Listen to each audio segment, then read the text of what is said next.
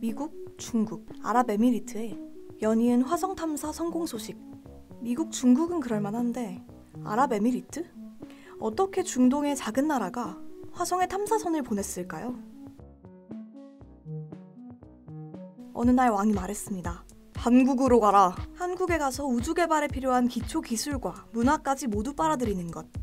그게 그들이 받든 특명이었습니다. 중동 모래왕국 20대 초반 총명한 청년들의 모험은 그렇게 시작됐습니다. 이 나라의 이름은 아랍에미리트 연합국입니다. 국토의 85%가 사막으로 7개 나라가 모여서 만들었죠. 가장 큰 아부다비의 군주가 대통령이 되고 두바이의 군주는 총리를 맡습니다. 군주, 즉 왕이 대통령과 총리를 맡는 신비한 나라입니다.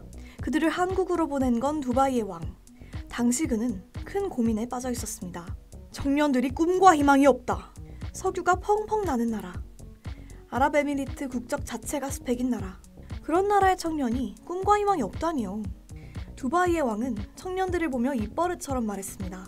우리 할아버지는 낙타를 탔지만 나는 벤츠를 타지. 내 아들은 랜드로버를 타지만 그 손자는 다시 낙타를 타고 다니겠군. 석유는 언젠가 바닥이 날 유한한 자원. 당장의 편안함에 익숙해져 안이해진 청년들이 걱정됐던 겁니다.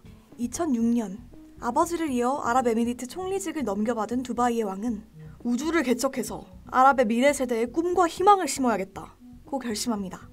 취임 직후 자신의 이름을 딴 우주센터를 설립하고 똑똑한 청년들을 모집해 우주 개발에 나섭니다. 당시 아랍에미리트엔 우주과학자도 기반시설도 아무것도 없던 상황. 가장 먼저 추진한 게 우주 개발의 주춧돌인 소형 위성 개발이었습니다. 소형 위성 개발 분야 세계 탑3는 영국의 SSTL, 유럽연합의 에어버스, 그리고 한국의 세트에가이. 아랍에미리트는 그중 한국에 크게 끌렸습니다.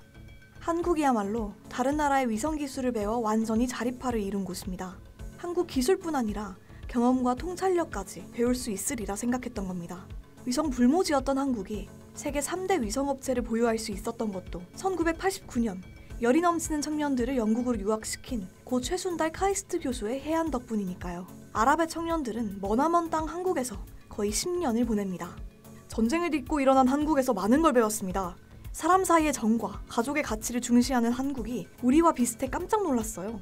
이렇게 말하는 옴란 샤라프는 몇 년 뒤 화성 탐사선 프로젝트의 총책임자를 맡습니다. 첫 점심으로 회를 먹었어요. 태어나서 처음 먹는 거였는데 쇼킹했죠.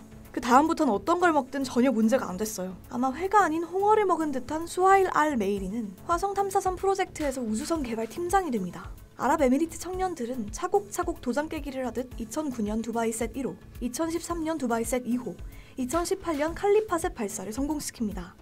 프로젝트를 끝마치기 전 다음 프로젝트를 시작해버리는 미친 기세로 위성 기술을 섭렵했습니다. 한창 위성 기술을 습득 중이던 옴란 샤라프에게 2013년 말 두바이 왕이 직접 전화를 걸어 놀라운 질문을 던집니다. 2021년이 건국 50주년일세. 그때까지 화성에 갈 수 있겠나? 아마 의문문이 아닌 명령문이었으리 말에 샤라프는 눈치 없이 답합니다. 화성에 가는 건 지구에 위성을 띄우는 것보다 엄청나게 복잡합니다. 역사적으로 화성 탐사 계획의 절반은 실패했어요. 그의 말을 뒤로한 채 두바이 왕은 대형 위성 개발과 달 탐사를 건너뛰고 화성 탐사 프로젝트로 직행하라고 명령합니다. 왕은 2014년 7월 화성에 탐사선을 보내겠다고 공표하고 9월 아랍에미리트 우주청을 설립합니다. 인재 수급을 위해 자국 대학의 기초과학학과도 여기저기 신설합니다. 일의 순서가 뒤죽박죽인 것 같지만 실제로 그렇게 진행됐습니다. 세계 과학계는 당시 발표를 허풍 정도로 취급했습니다. 그도 그럴 것이 프로젝트 팀의 스펙이 초라했거든요. 두바이의 왕은 이번엔 청년들을 미국으로 보냅니다. 나사 출신 과학자들이 포진한 콜로라도대 볼더 캠퍼스 대기우주물리학연구소와 애리조나 주립대, 캘리포니아대 버클리 캠퍼스에 한식에 익숙해져 있을 청년들이 당도합니다. 두바이의 왕은 신신당부했습니다. 너희들 생각이 뭔지 안다. 하지만 명심해라. 모든 걸 스스로 개발해라. 돈으로 기술을 산다는 생각은 버려라. 나사의 터프하고 도전적인 문화와 아랍에미리트 청년들의 열정은 은근히 합이 잘 맞았습니다. 당시 아랍에미리트 청년들을 이끌었던 나사 출신 베테랑 엔지니어인 브렛 랜디는 아랍에미리트 청년과 일한 건 내 인생에서 가장 짜릿한 경험이라고 말합니다. 화성 탐사 프로젝트는 나사가 한다 해도 쉽지 않을 도전이었습니다. 미션의 목표는 화성에 1년인 687일 동안 화성 전체 대기를 관측해 날씨 지도를 만드는 것. 화성 궤도를 인류 역사상 가장 넓고 깊고 자세하게 스캔해야 합니다. 다양한 우주과학자 그룹의 도움이 필요했습니다. 나사가 주도하는 화성 탐사 프로그램 분석 국제 포럼에 참석하기도 했습니다. 히잡을 쓴 우주과학자라니 사람들이 이상하게 봤죠. 그런데 시간이 흐르면서 저를 인정해주더군요. 아랍에미리트 우주과학자 파트마 루타는 이렇게 기억합니다. 드디어 2020년 7월